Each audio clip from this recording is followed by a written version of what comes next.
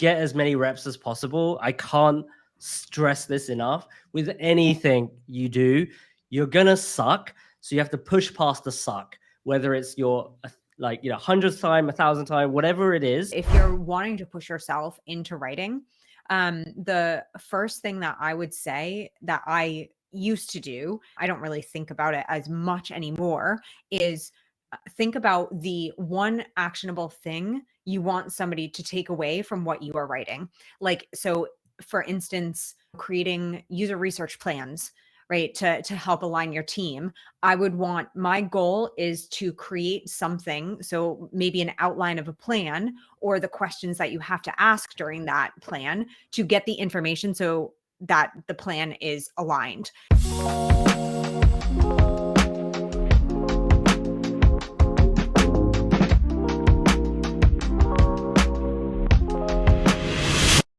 This episode is brought to you by Breta AI. Are you short on time to analyze all your user research? Are you struggling to get stakeholders on board with your insights? Breta's got you. Their AI research assistant helps you instantly synthesize multiple user interviews at once, so you get clear, accurate answers to your research questions. And with verbatim quotes to back everything up, sharing real insight fast has never been easier. Go to breta.ai, that is BREYTA.ai, and sign up for a free trial today.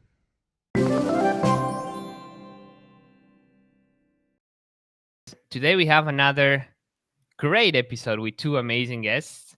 So let's welcome Nikki and Chris to the show. Hey. Hey.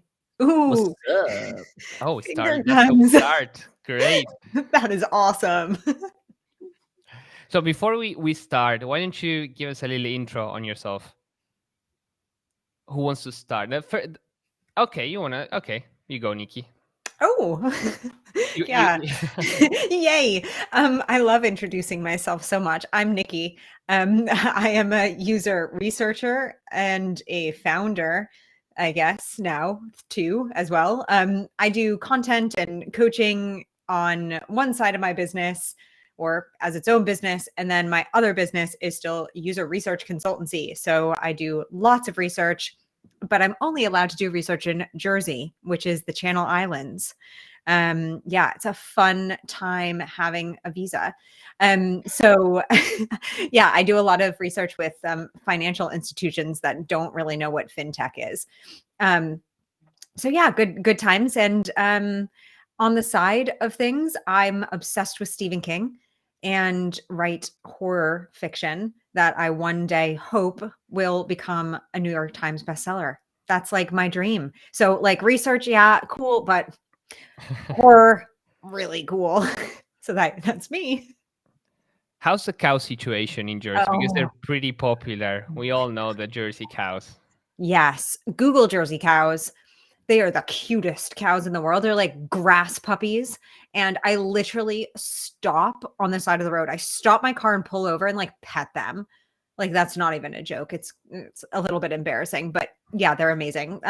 Check out Jersey cows. And if you ever come to Jersey, first let me know because I will see you because it's literally 15 minutes from one side of the island to the next. So I will find you. And then it'll be awkward because you didn't tell me. So tell me and then pet some Jersey cows.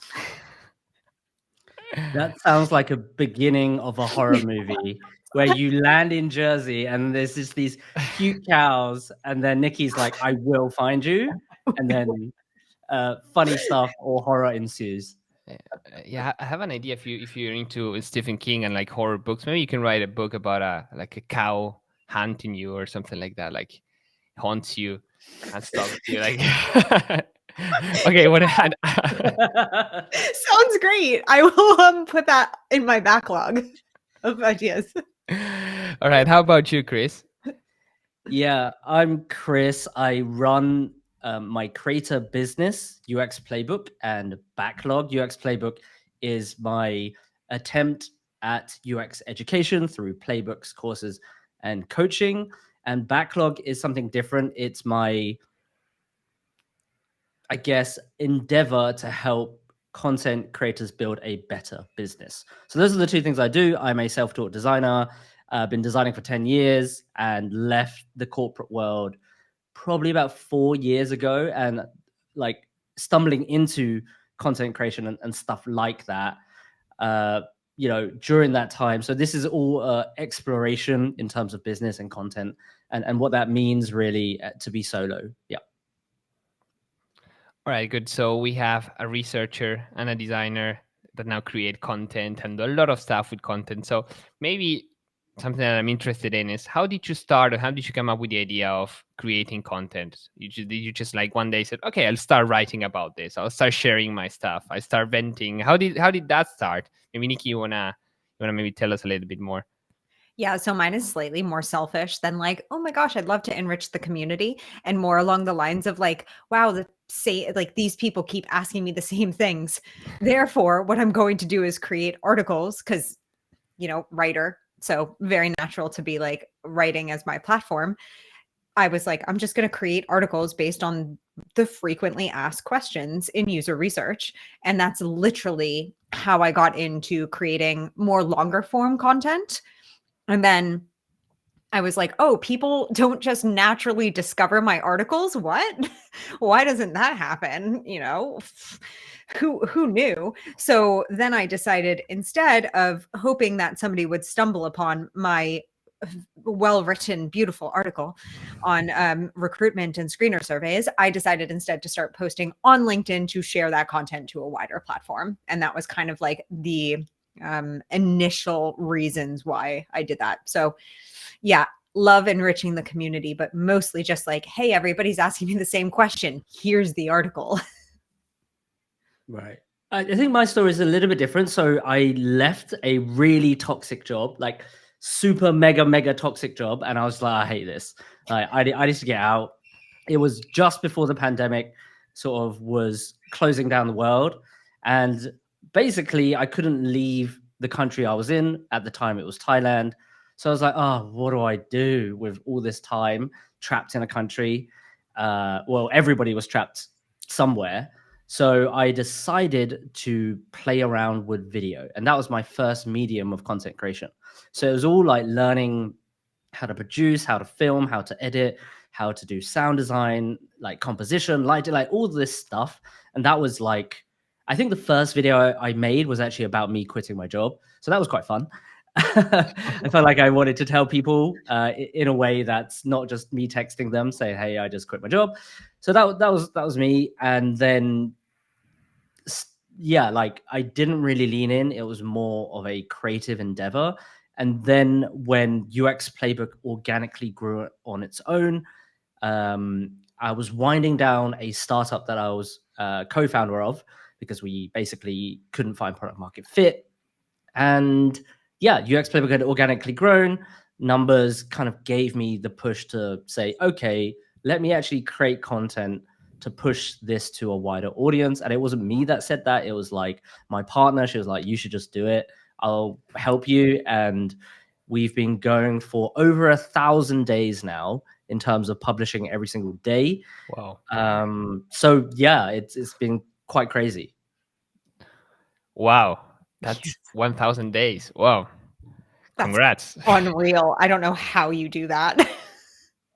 It was crazy because at one point we did one video every day, like post a video every day and a long video every week. So we were basically and we were posting not just once a day, but like twice or 3 times a day. Turns out that LinkedIn doesn't like this, so we scaled back. But we've probably produced like 3,000 pieces of content on like everywhere. So it's pretty nuts. Wow, that's a content factory. That's a machine. Yeah. And wow, I'm speechless now. Yeah, I don't know how you do that, because I guess maybe the time that you took to like understand video and like shooting video, because like video is my worst nightmare. Like literally, like when I started the podcast and interviewing other people and bringing other people on, I was like, I can't even edit out an or, a long awkward pause. So like that is super impressive to put together that many videos and create that much video content, because like there's a lot that goes into that. Yeah, and I also did a course as well, which basically was 160 odd lessons. That is actually way more brutal than any like YouTube video. It's excruciatingly painful. It took me 6 months, and oh man, yeah.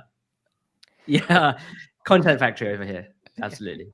You know, this could be, if we had a sponsor for like a tool that would sponsor video editing, this would be the perfect moment to place an ad. So if you're listening, well, yeah, I think that like the worst part, I think at the beginning it's a bit daunting, especially if you start with video, it's pretty daunting. The editing part, do I get the audio right, then the script, and how do I frame it, and also getting do I need a like expensive mic, or do I need the lights, or it's pretty daunting. So maybe something that I would like to ask is what's the minimum requirement to get started for you? So because maybe for some folks here, I'm like, I cannot produce like 3,000. If you go back like 20 seconds before, you can see Nikki's face and mine being like, wow, and that's probably everybody's reaction. So maybe if you can like maybe tone it down for people who are just starting, what's the minimum you need to get started with any type of content? It doesn't need to be video necessarily. What's your advice? Yeah, well, you can just get started with your phone. No mic, no teleprompter, no lights. Literally, your phone by a window would be fine, right? That's actually what you did. What I started was very different. I didn't have a microphone, and I bought an action camera, like just like an all-in-one, no like external lens or anything like that. And it was I think like a GX7 or like whatever it was one of those crappy ones for like $100. And that was my first video. No tripod, nothing. And it was just, yeah, that was it. It's just me sat in front of a camera. I did a bunch of shots. I put the camera somewhere. I walked past and then picked up the camera later, cut that out. Like, so no scripting, didn't know how to script. I just watched a lot of videos before I made my first video because I wanted a certain feel. And I've always been fascinated with Casey Neistat's style. So that's the exact video that I try to emulate. And I think if you wanted to start, you must have a creator out there that you watch on a regular. If you don't, then you can just, go ham on YouTube. But yeah, that was kind of like the style I wanted to emulate. And as I went down that rabbit hole, bought more gear because that's what you do, because it just feels good and makes you feel a little bit better about the quality of the production. And then kind of evolve with like the kind of content you want to create, maybe the same niche, or a creator that says something different. So for the folks that are into like travel photography or even helicopter videos, there's this couple called Becky and Chris. The style, like the graphic design, the style, the sound editing, like they are kind of like what I would emulate nowadays if I was to make something, because just the pouring all of that sort of knowledge, because they've been making videos for ages. They don't have a huge following, but I just really like that feel that they have. But totally honest, you don't need anything. You just need your phone, and everybody's got one. So, well, most people have one. Good. Yeah.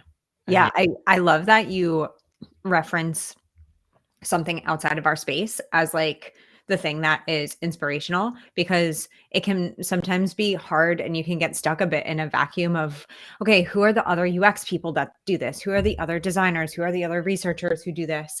And I've often found that the best inspiration comes from things that are like vastly different from what we're doing. Like I'm obsessed with the podcast Heavyweight.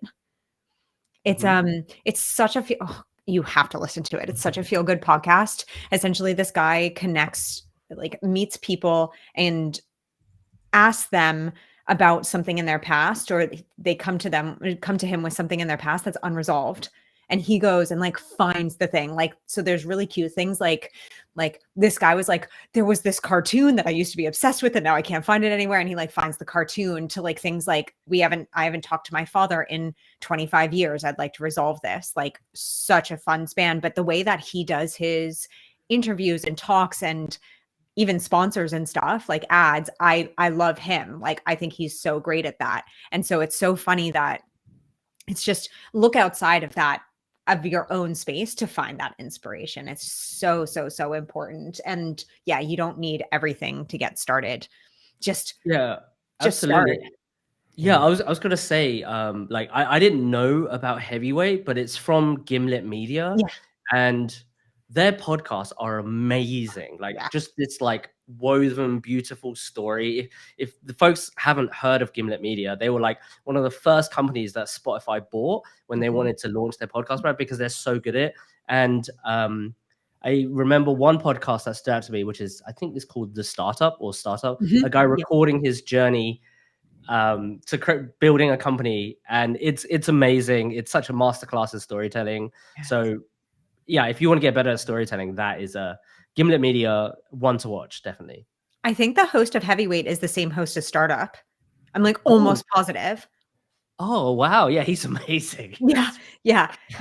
I'm like nearly, because he like brings it up and he does such funny like intros. His intro is always calling his friend Jackie and annoying her. And that's like every like intro to the podcast of like some like, hey Jackie, like, what would you do if like you had a rhinoceros in your living room? Like such like random stuff. And she's just like, shut up.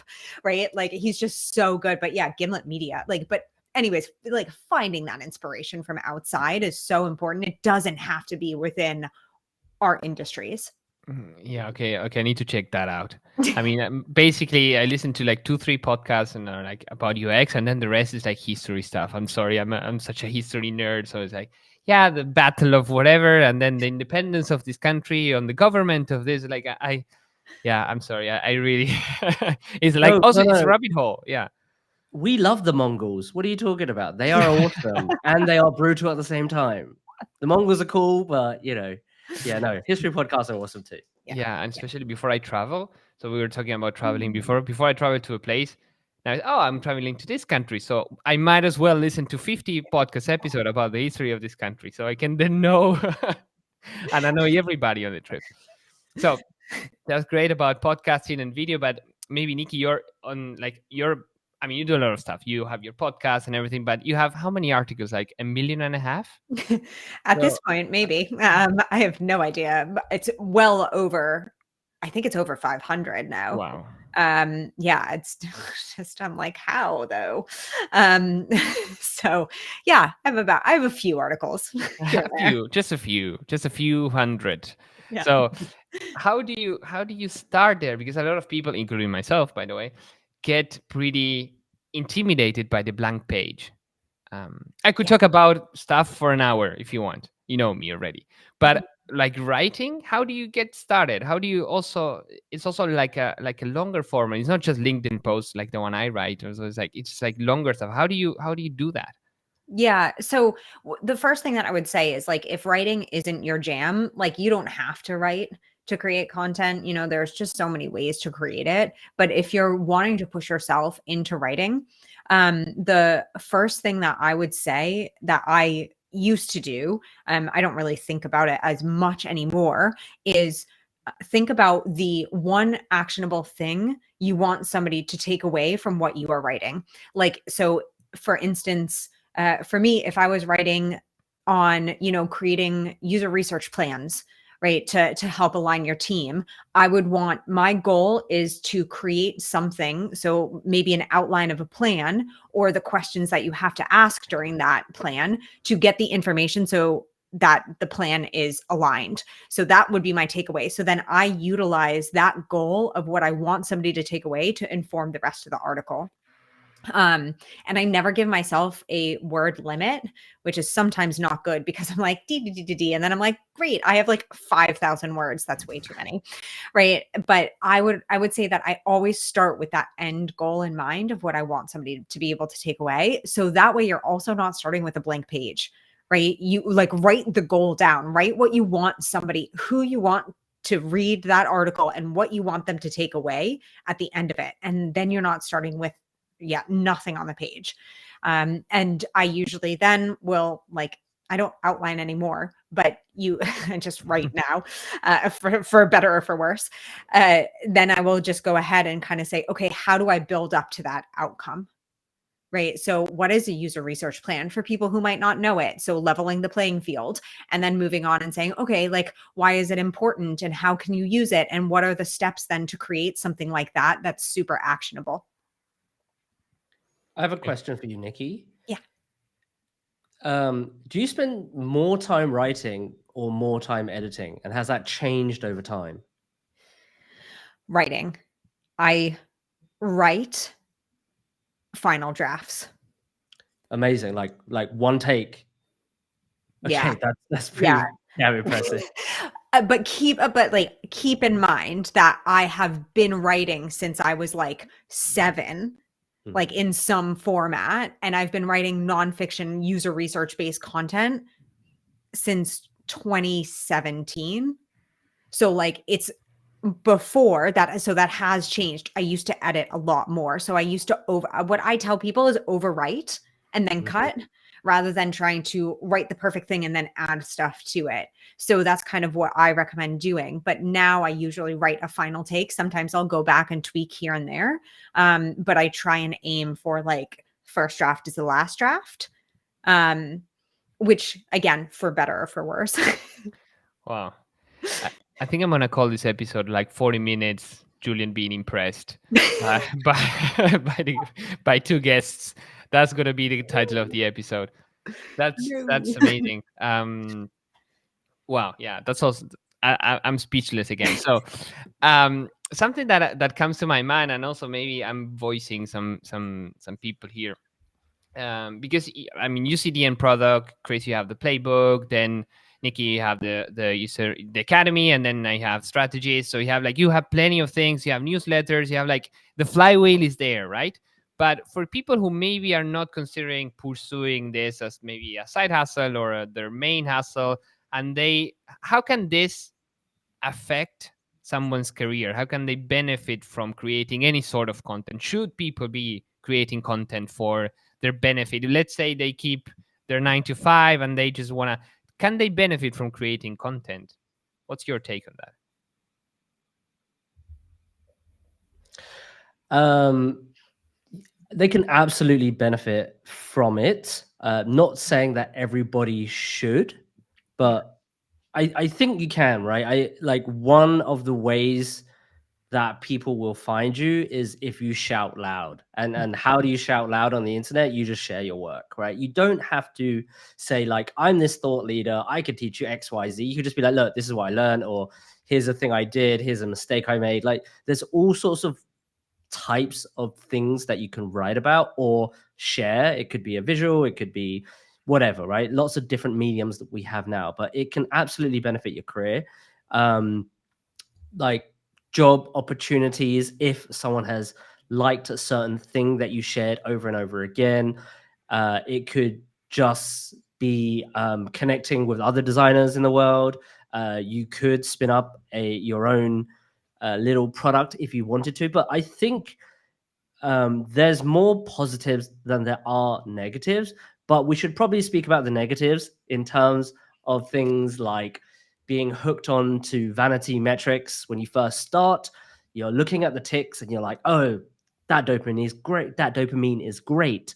Let me do more. And then fall into this kind of deep rabbit hole of like trying to chase something and trying to do the same kind of content and replicate the same thing that maybe is something that you don't like to create. So I would say for folks that are interested in it, try to just create blindly, right? Just the reason I started creating every single day was just to get the reps in. Like it was nothing about quality. It was all quantity, quantity, quantity, because I didn't know what I didn't know. And through the process of doing that, you sort of build up a muscle and you build up certain lessons and nuances of each platform that you're trying to kind of get better at.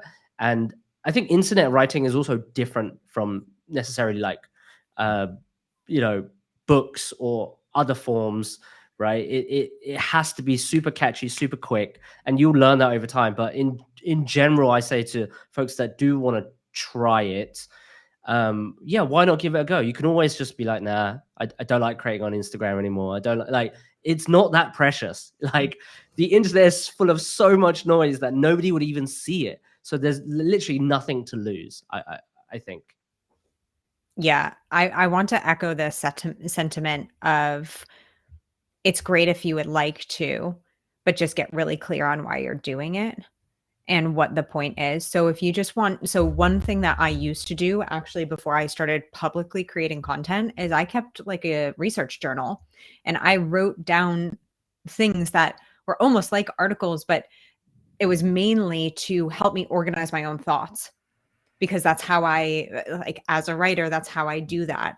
And so I think creating content can actually help you a lot with organizing your thoughts and helping you understand things more deeply and from different perspectives. And I think that that is a hugely beneficial thing to have for your career, because, you know, as people in UX, that's a huge part of our jobs, right? Is to like understand different perspectives and bring different perspectives and question ourselves and like work through things.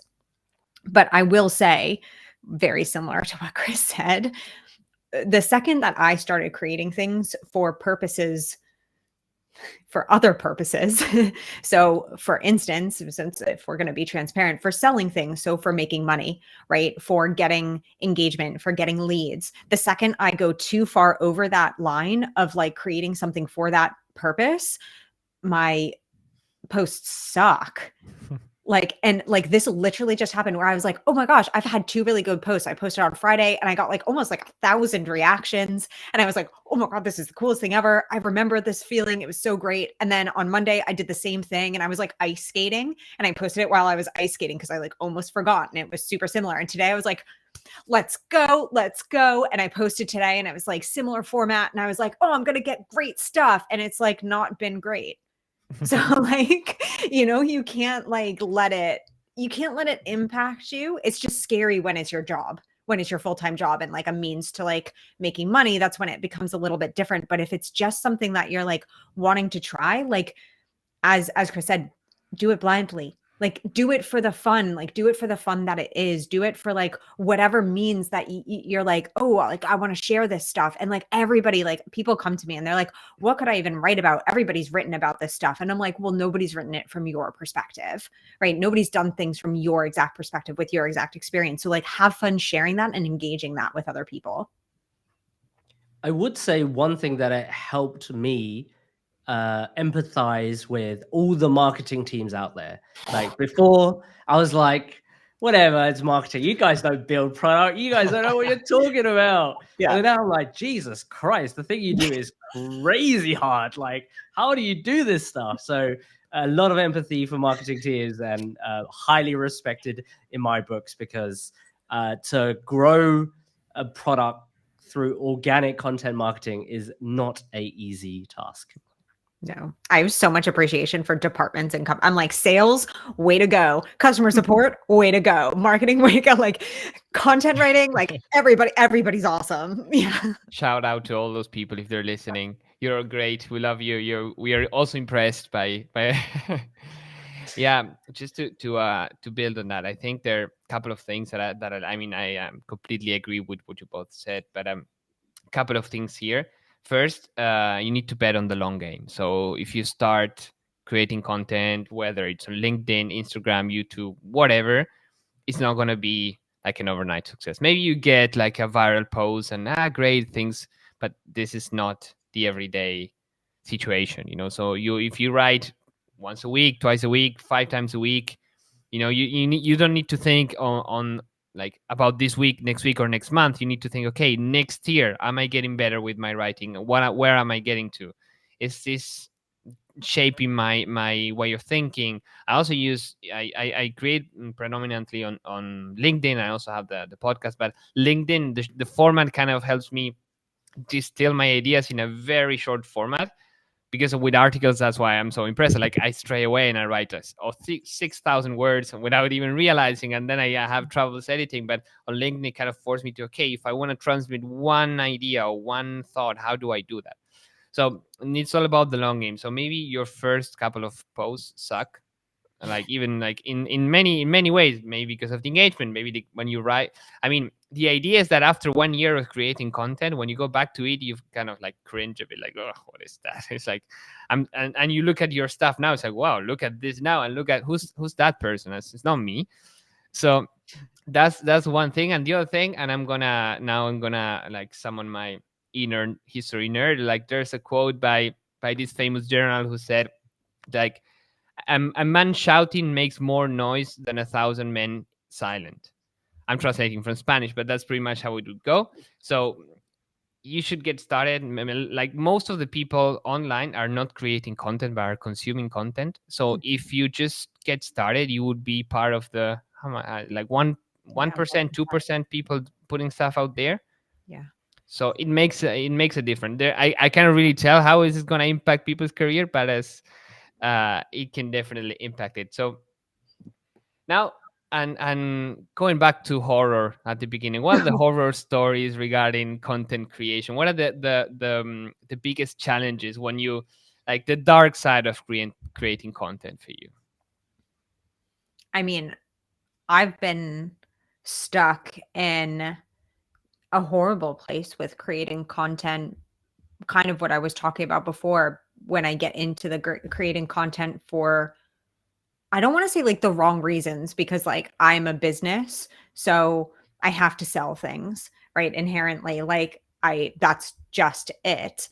And so I'm not saying that creating content to sell is bad or wrong, but when I like am not really focused on like the point, or like sharing information or what my audience needs, or empathizing with my audience, which ironically I should be very good at, that's when I hit those horror stories of like just creating, being like really stuck and not knowing how to create or what to create, and being frustrated and saying, this is the stupidest thing that I've ever done. I hate LinkedIn. I want to leave. I mean, like we see a lot of that stuff anyways. I hate LinkedIn. I want to leave, and getting stuck in that wheel. And then like, of course, all my posts are flopping, which is then, just churning into that fun, horrible cycle of, this is the worst. I'm the worst. What am I even doing with my life? So that's pretty horrific. Makes you question reality, right? Yes. That's not good. That's not good. Yeah, I'd rather be on an island petting cows than living the other reality. I think one from me, I think a lot of people get this, where people just are just toxic, right? They don't know how to have a productive debate, and they're just like assholes. So they never think about it, right? They just putting their keyboard warrior hat on, typing something, and then just like leaving, and then not knowing how it affects the other person reading. So I don't get like phased by that stuff anymore. But I can imagine where, like, if you're just starting out and then there's just someone that comes across your content and they're just like yelling at you, you could feel really bad, right? You could be like, I don't want to do this anymore. So now I find it funny, but I've definitely blocked a bunch of different people. Yeah. Right. Just be like, oh, this, I don't need this. And yeah, people just aren't nice. So yeah, social media doesn't really have nuance. So it's hard to tell, like, even with writing and stuff, like you want to take a stand because that just makes that point even more poignant. But folks don't get that, and they would just kind of go the other way, and everybody will start to pile up on you. But the joke is actually on them because they're feeding the algorithm. So that's why it's a double-edged sword, right? So it's like, hey, like, who's got the final laugh, really? That's why I don't get bothered about it anymore.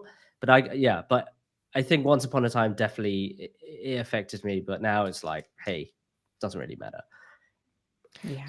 Speaking of feeding the algorithm and negativity and connecting both, sometimes you see this content in different platforms around, like fear mongering or spreading negativity. and that also that they feed the algorithm. That's actually that. So all this, I mean, sometimes you have to polarize if your ideas are strong enough, or you have like there's a reason why you think in a certain way, but you will face a lot of this people like creating content just to bash other people or to bash other ideas and so on, and that's pretty like the toxic side of all this, I would say. There's also unprecedented plagiarism. Oh my God, yes.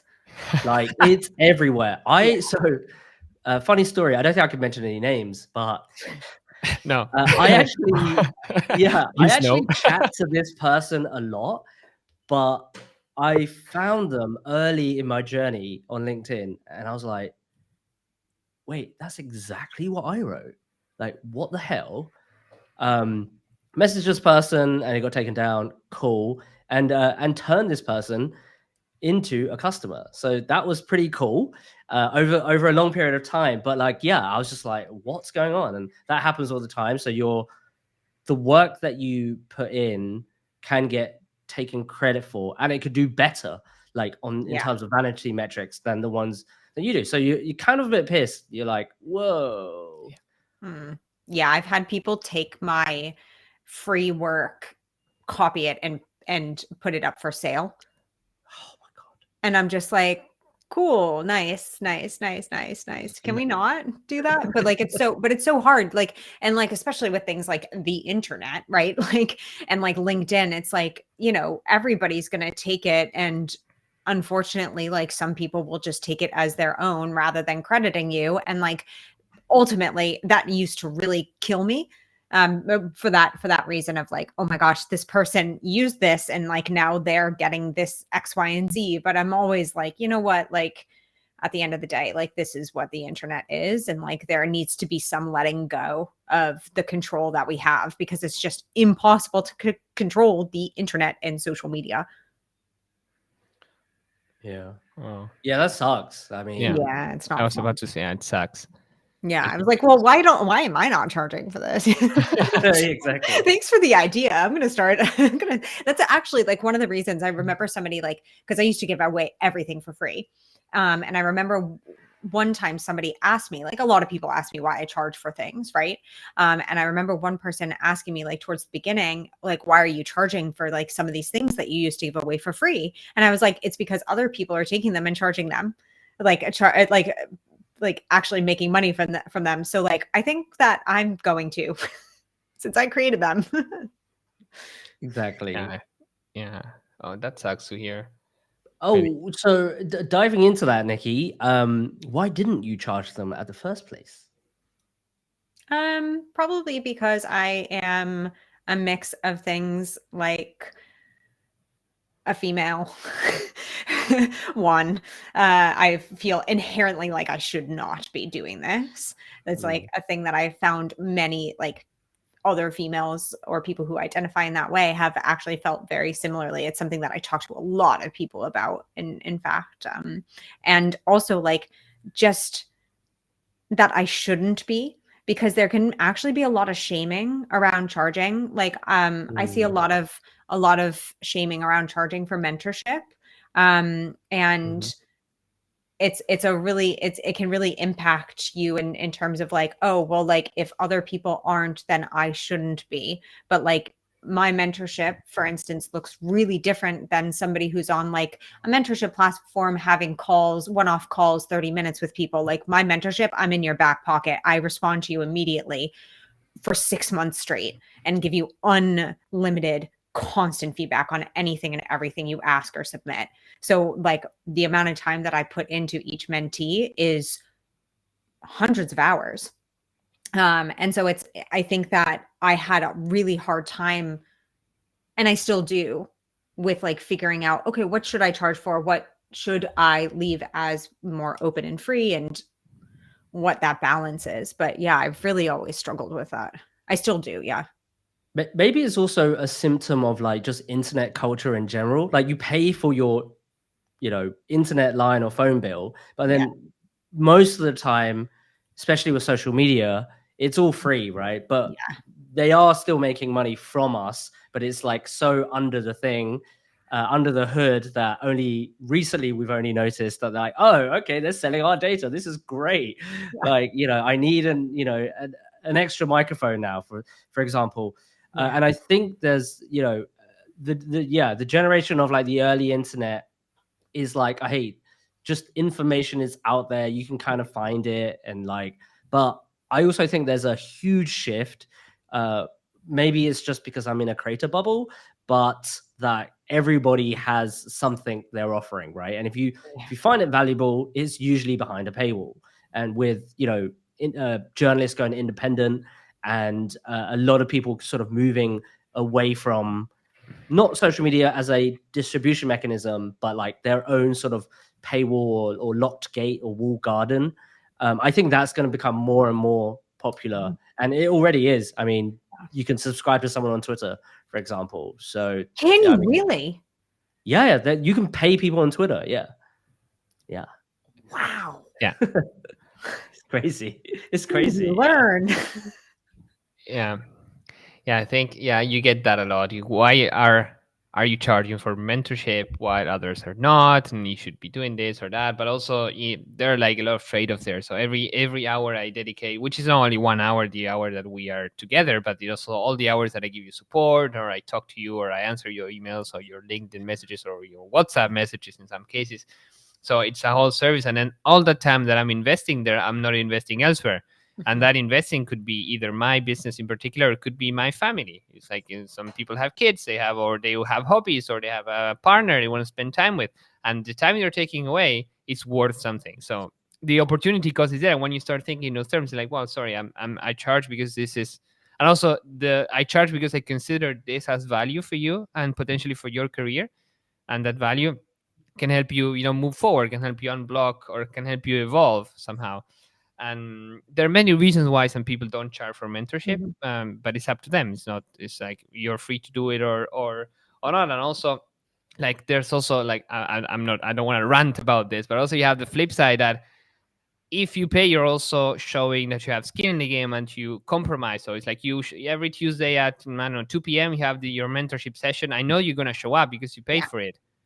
But if you don't, I say, today I went to the park. Sorry, I'm late. One session canceled. Then they say, I was petting cows in Jersey, and then I'm sorry I couldn't join. It's like, it's not, it happens, and some people don't see that. And when you have one student or two students, it's fine. But then when you have like 6, 10, 15 people you need to coordinate and you need to set it up, it starts being a mess. So that's why you end up charging.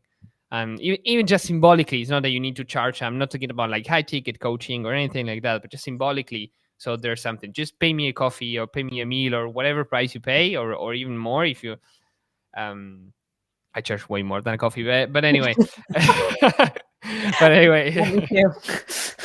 Coffee for life.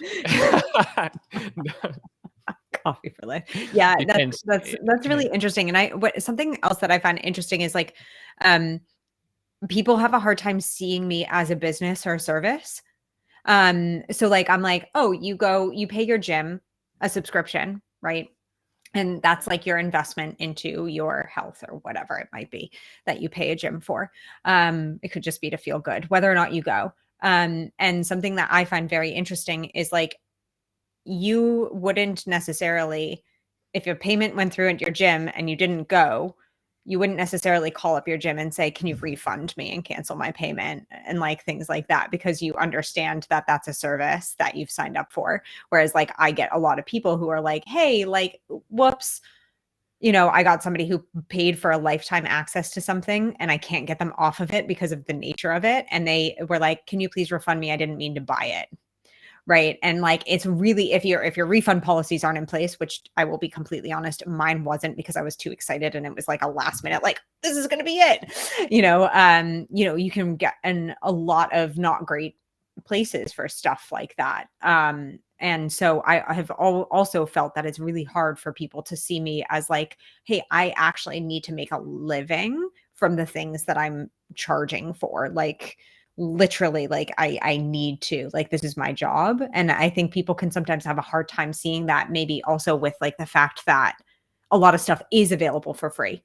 So like there's just a lot to unpack there, I think. Yeah, yeah. Just to use an analogy about the gym, this is like going to the gym versus using the exercising machines at the park. You know, you can do like this or you can do this. Yeah, they're also free. It's a different service. You pay for that in a controlled environment with you have a lot of benefits there, and that's why you pay for one and not the other. Well, you pay because it's through taxes, but that's another conversation for the economics podcast. That I'm not. No, I'm not. So I have one more question for you. Anybody who want to pick this first is fine. What are the 3 tips you would give people who are starting out with content creation, whether video, LinkedIn, Instagram, writing, whatever you want? What are the 3 things you will tell them that we haven't said till now? Oh, sorry, I Wasn't what you haven't said. You've added another okay, extra that we have constraint. said and maybe you want to Conditions. rephrase. Maybe you want to rephrase. I'm giving you the wild card there. Okay. Yeah. The first one is just get as many reps as possible. I can't stress this enough. With anything you do, you're gonna suck. So you have to push past the suck. Whether it's your like 100th time, 1,000th time, whatever it is. Like if you can fight through it, then it gets more fun, because if you're good at something, that usually kind of builds momentum to get better and just more enjoyable in general. So that's the first thing. Get reps. The second thing is what I also mentioned, which is imitate, like copy first, because that's usually easier, or take like heavily rely on inspiration, whether it's a certain video style, an editing style, a composition, or like a way a story is told. So like that is really helpful, because you can kind of basically reverse engineer how they did it. You're trying to break things down, so you're trying to understand the structure of the thing that you're doing, and that is another layer to kind of learning how to create, I think. So that's really helpful. Yeah. So like imitate and then start creating original stuff based on imitating a bunch of different things out there. And then the third one is probably like choose a medium that seems fun. Writing is, I think, the lowest barrier to entry, because you don't need much like gear. With like, even with video, you still need a phone. But with writing, hopefully you have, pen and paper, right? Just start there. But choose a medium that you find fun. Yeah. 3 new things that then Chris has also not said. Easy peasy. So the first one is like a rewrite. So get really clear on your goals and why you are creating content. Like just be super duper clear on like, why do you want to put this stuff out into the world? And like, what do you want that to, like, what's your brand voice? Like, you don't have to have a brand, but like, what is the voice that you want to put out? And like, you can use inspiration from others to like start creating that and start molding that. So really finding your voice and your why. The second one that I would say is like, don't be scared to use AI to get started. Right. So as a thought partner, I use AI as a thought partner quite a lot to help me understand different topics or different ideas, or to help me like say, oh, well, like I've had a few of these questions, like what are some themes, or what are some ways that like I could maybe like answer these, or some like, I don't know, ideas on this. What am I missing? I ask ChatGPT all the time, what am I missing from something? Or like, what perspectives am I missing? So don't be afraid to use AI to get started, especially if you have the blank page syndrome. And the third one, I think for me, is to stay super authentic to what feels the best to you. If something is not feeling good, you don't have to continue doing it, right? If you want to charge. Like if you want to change medium completely, do that. Like be flexible with the things that feel the best for you, because in terms of getting reps, right? That's how you do it. You don't go to a gym if you hate a gym. You sign up for a dancing class to exercise instead, or like, you go ice skating instead. I just went ice skating. So, be authentic to what feels right for you, I would say would be my last. Great. Awesome. Wait, we didn't get 3 of yours. that wasn't mentioned That by neither in of the us have conversation by mentioned. Nikki and me.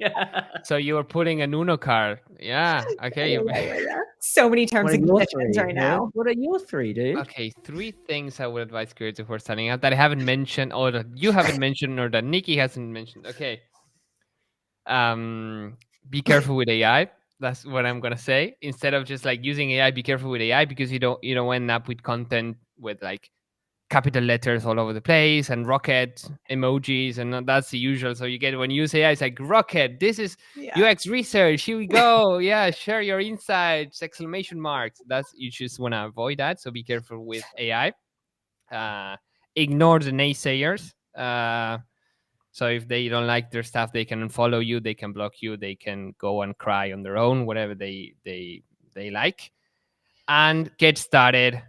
Like, the best time I was like using this phrase for many things. The best time to get started was like 1 year ago, 2 years ago. The second best time is now. So get started as soon as, if this is what you want, and connecting to what Nikki said, if you are really clear on what you want to achieve and this is what you want to do, regardless of the medium you choose, if you want to try it out, get started. Just simply get started. Don't think too much about it, and you will get better on the way. Think of the long game. I'm quoting Justin Welsh here just to close. So thank you so much. It's been a lot of fun. So you can find Nikki and Chris. I'm going to share everything on the show notes. You can find their website, their stuff they're doing, their mentorship, their products, everything you can find there. And you can find us on finderstobuilders.com, and of course on Spotify, YouTube, and Apple Podcasts. So thanks a lot, and see you next time. Peace. Bye. Bye. Yes, Nikki, you remembered.